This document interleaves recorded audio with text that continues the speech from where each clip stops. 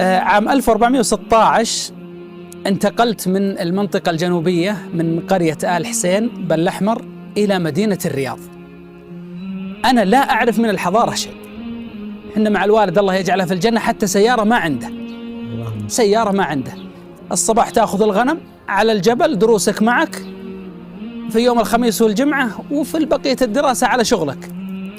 أنا أبها، ربما يستغرب مني بعض الإخوة لما قلت هذا، أبها أنا ما جيت إلا مرة واحدة لما رحت أتصور.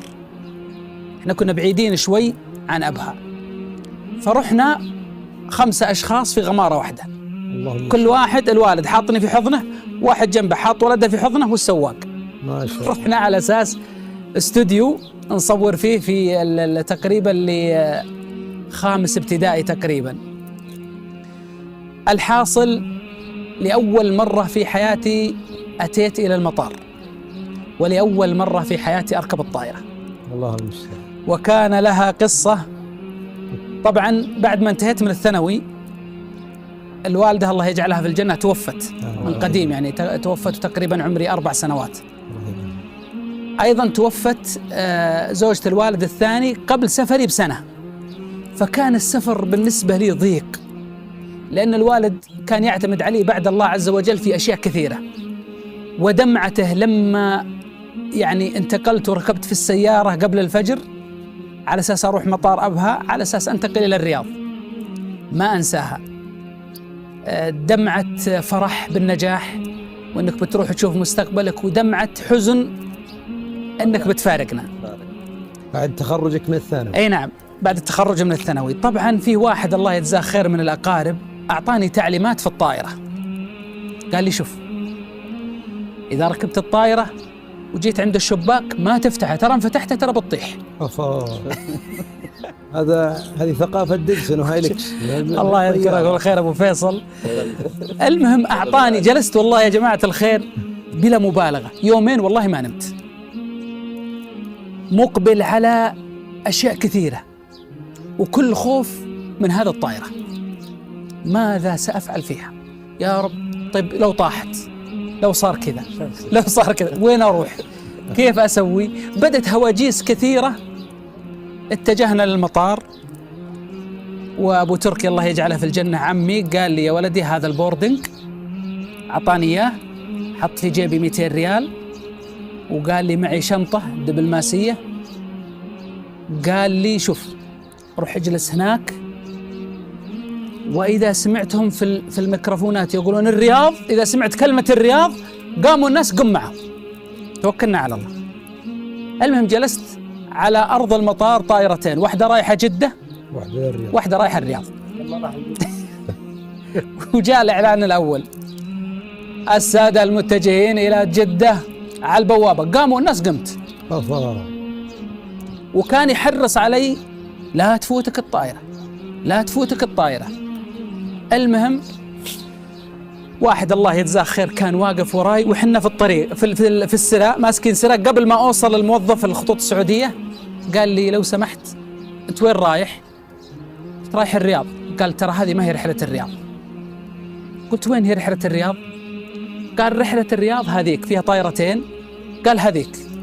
الله يا جماعة الخير بدون مبالغة لما قال رحلة الرياض، المهم اتجهت للباب أبى أطلع بروح للطائرة، ويقابلني العسكري قال وين رايح؟ قلت بروح الطائرة. تفضل انها باص حافلة. الله وش بتروح الطائرة أنت؟ وين؟ لا لسه ما جاء الإعلان، ارجع.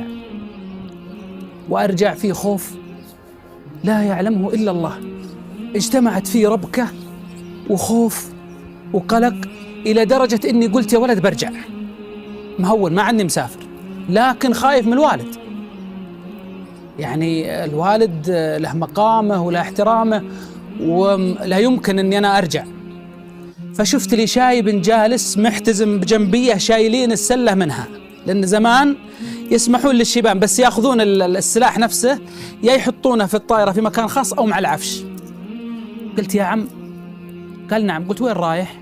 قال رايح الرياض إن شاء الله. قلت بروح معك. قال الله يحييك. تعال جلس هنا، تعال عندي. المهم جلست معه، يمكن أخذنا ربع ساعة وتم الإعلان، ووراها الشايب واضح إنه ما شاء الله متعود على السفر. يا أنه متعود. وهذه والله نصيحة من هالمقام لآبائنا وأمهاتنا، روحوا لأولادكم في مدنهم، لأن بعض الآباء والأمهات يقول لا أنا بقاعد هنا، تعالوا الله لا يهينكم، هذا حق وواجب.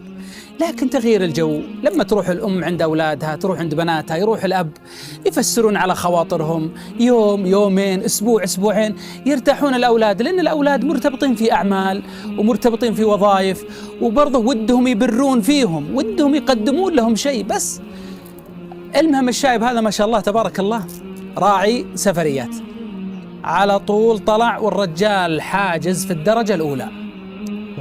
وجلس الرجال في الدرجة الأولى طال عمرك، وجه وتكي جنبه على الكرسي اللي جنبه. يا سلام. اي والله وجلسنا. المهم تقريبا شوي جاء مضيف. اي نعم المضيف، لو سمحت البوردنج، سألني قال لي البوردنج، لأنه في واحد واقف جنبه بيجلس مكاني، وريته قلت الحين بيطردني.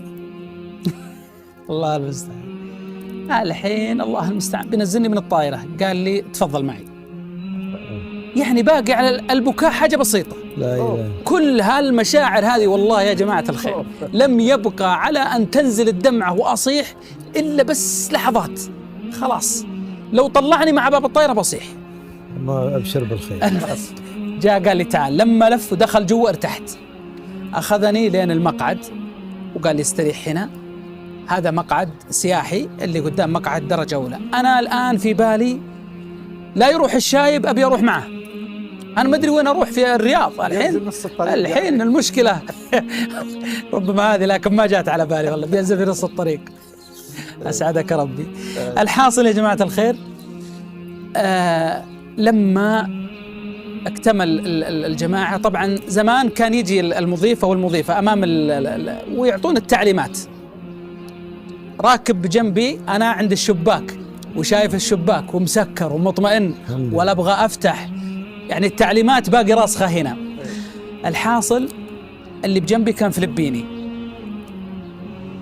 لما جيت أنا بسكر الحزام، والله يا جماعة الخير هذا اللي حصل، ما أدري إيش أسوي فيه، والعالم كلهم مسكرين. قمت ربطته، دخلت هذا هنا دخلت هذا هنا وربطته. تحزمت بي. أي والله تحزمت. جزاك الله خير. وجلست شوي وجعني بطني، مربوط ربط، يعني ربط الحزام عندنا زمان في الديرة. الفلبيني هذا يطالع كذا ويسوي كذا. إنا لله وإنا إليه راجعون. المهم بدأت الطائرة على بركة الله بالأقلاع، من الحزام هذا وتحت عالم ثاني، عالم ثاني، شيء خيالي، لدرجة إنه هذه لما نزلت المطار هذه وهذه مورمة من كثرة ما تصافقت. خوف وارتباك وقلق وهم وغم لا يعلمه إلا الواحد الأحد. لا إله إلا الله. أما من الحزام هذا المربوط فوق راحة، جاء شاهي ما أخذت، جاء أكل ما أخذت. اللهم بعد ما استقرت الطائرة يا ربي أشوف ناس اللي قدامي حرمة وفتحت ولا طاحت. وبعدين قاعد جلست أفكر، هديت شوي يا ربي هذه صغيرة ما أقدر أطلع كلي معها. أمر بسيط يعني. عجيب أنك في ثالث ثانوي يا أبو أنس. والله يا شيخ أنا هذا شوف، أنا في مرحلة القرية ربتني على شيء أنا الآن استفدت منه ووجدته في حياتي بشكل كبير، لكن لم يكن فيه تنقل، فكنت مثل ما قالوا جايب بكراتينة من القرية على المطار على الرياض. الحاصل طيب قلت يا ربي بفتح الشباك، توكلنا على الله. فتحت شوي وإذا سبحان الله أشوف سلسلة من الجبال ولحن قريبين من الأرض. الحمد لله بنطيح قريب. طلعت هذه الجبال يا أخواني غيوم والشمس جاية على الأفق، منظر يعني رسخ في ذهني ما أنساه. فالتفت وإذا والله الوضع طيب، والله فتحت الشباك وارتاحت وانبسطت. ونزلت الطائرة في المطار ونزلوا العالم، وأجي أبى أفك الحزام هذا ما قدرت أفك. والله يا أخواني جلست حتى آخر واحد وجاني خوف. المهم واحد من الموظفين جزاه الله خير جاني قال لي تبغى مساعدة؟ والله يا أخي أنا ما قدرت أفكها. ماشي. لما شافه ضحك ثم قال خلاص انتظر شوي. راح جاب سيم مسمار حول ولا قوة.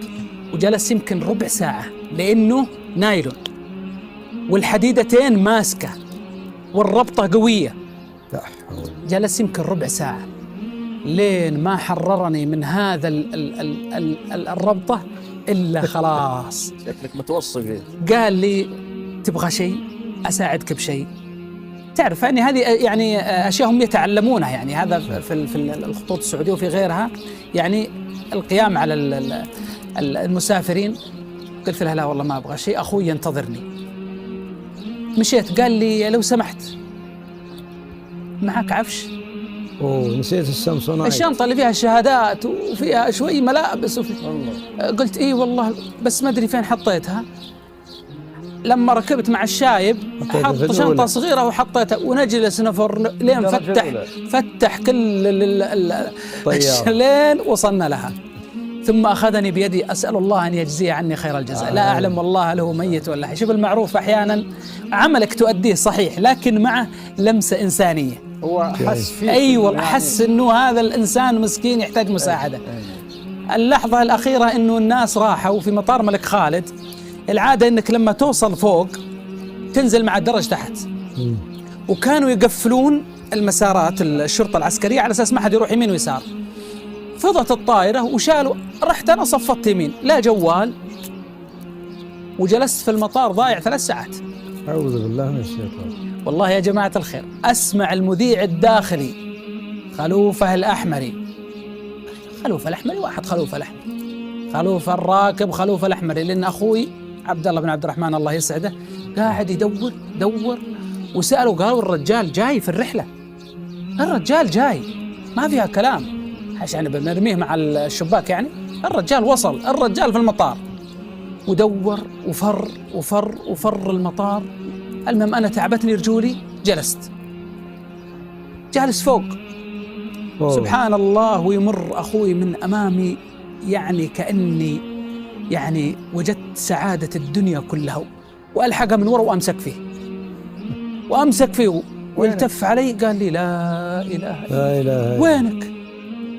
قلت والله ما أدري أنا في هذا المكان، الحمد لله أني لقيتك. معك عفش معك شيء؟ قلت ما معي لها الشنطة. فهذه كانت جميل. رحلتي في الطائرة. جميل. وأسأل الله عز وجل أن يجعل ما شاء الله تلك اللحظات الجميلة يعني كل من وقف معي فيها أحب دائما أدعو له.